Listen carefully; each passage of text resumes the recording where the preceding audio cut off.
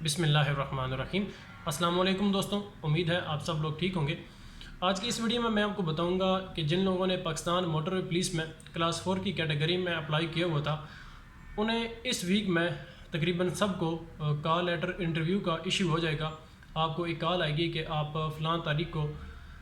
کسی بھی D I G office میں جو بتایا جائے گا وہاں پہ یا سیکٹر آفس میں آپ نے رپورٹ کرنی ہے، آپ کا انٹرویو کنڈکٹ ہوگا۔ اس حوالے سے چند ضروری باتیں جو آپ نے ذہن نشین رکھنی ہے، اور امید ہے کہ بہت جلدی آپ کی اگر آپ کا انٹرویو اچھا رہا، آپ سلیکٹ ہو جاتے ہیں، تو آپ کو 1-2 ویک میں ہی آپ کا جو جوائننگ لیٹر ہے وہ بھی آپ کو ایشو کیا جائے گا، یا آپ کو کال آئے گی کہ آپ فلاں تاریخ سے جوائن کریں، کیونکہ آئی جی صاحب کا حکم ہے کہ بہت جلد اس پروسیس کو کمپلیٹ کریں، کیونکہ اس کے بعد نئی جابز آئیں گی۔ تو انٹرویو کے حوالے سے چند ضروری باتیں جو آپ کو بتانا چاہتا ہوں وہ یہ ہیں کہ جس طرح کا آپ کا انٹرویو ہے، جس کیٹیگری کا، اگر آپ نے مالی کے لیے اپلائی کیا ہے، واشر مین کے لیے کیا ہے یا اردلی کے لیے، تو اس کا باقاعدہ انٹرویو ہوگا۔ نہ ہی اس میں کوئی رشوت چلے گی، نہ ہی اس میں کوئی سفارش چلے گی، بلکہ آپ کا جو ڈی اے جی صاحب ہیں وہ ڈائریکٹ انٹرویو لیتے ہیں، یا پھر اس کے بعد سیکٹر کمانڈر آتے ہیں، وہ آپ کی ڈائریکٹ آپ کا انٹرویو لیتے ہیں، باقاعدہ آپ کا پریکٹیکل ٹیسٹ ہوتا ہے۔ فار ایگزامپل اگر آپ واشر مین کے لیے اپلائی کر رہے ہیں تو آپ کو پتہ ہونا چاہیے کہ اگر کپڑے پہ فلاں قسم کا داغ لگا ہوا ہے، کسی آئل کا لگا ہوا ہے یا سالن کا لگا ہوا ہے، یا کسی بھی چیز کا پکا داغ ہے، تو آپ اس کو کس کیمیکل سے یا کس چیز سے اتاریں گے، اس کا طریقہ کیا ہوگا۔ آپ کے پاس اگر ڈی اے جی صاحب کا یونیفارم آ جاتا ہے، یا کسی اور آفیسر کا یا کسی بھی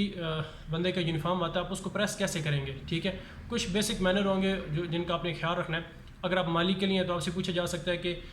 کون سا پودا آپ کس موسم میں لگائیں گے، اس کے جو دیکھ بھال پودے کی وہ آپ کس طرح کریں گے، یعنی کہ آپ کو اپنی ریلیونٹ فیلڈ کا جس کے لیے آپ اپلائی کریں، آپ اردلی کے لیے اپلائی کریں، تو آپ کو پتہ ہونا چاہیے کہ آپ کسی بھی ایک آنریبل آفیسر کو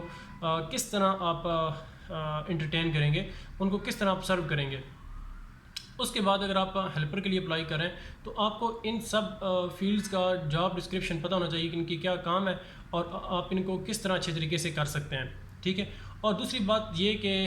اس میں جو ضروری ہے وہ آپ کی ڈریسنگ ہے۔ آپ اگر مالی کا یا پھر واشر مین کا انٹرویو دینے آ رہے ہیں تو آپ کی ڈریسنگ ان کے مطابق ہونی چاہیے، ٹھیک ہے۔ یہ نہیں کہ آپ 2 پیس 3 پیس پہن کے آ جائیں۔ آپ سمپل سی شلوار قمیض پہنیں، اوپر واسکٹ پہنیں، نیچے کھیڑی یا چپل یا جو بھی اچھے قسم کا سادہ سا آپ کے شوز ہیں وہ پہن کے آئیں۔ سر پہ اگر آپ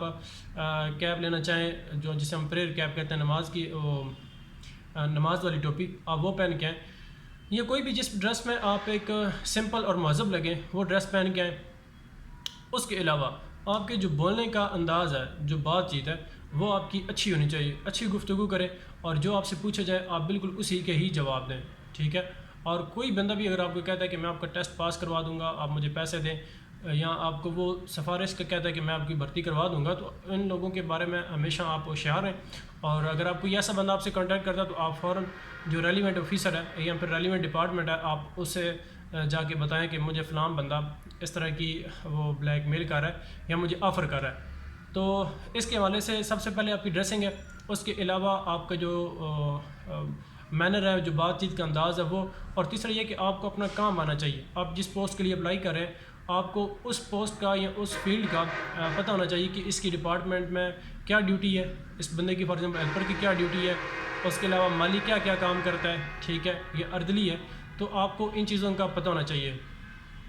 اس کے بعد آپ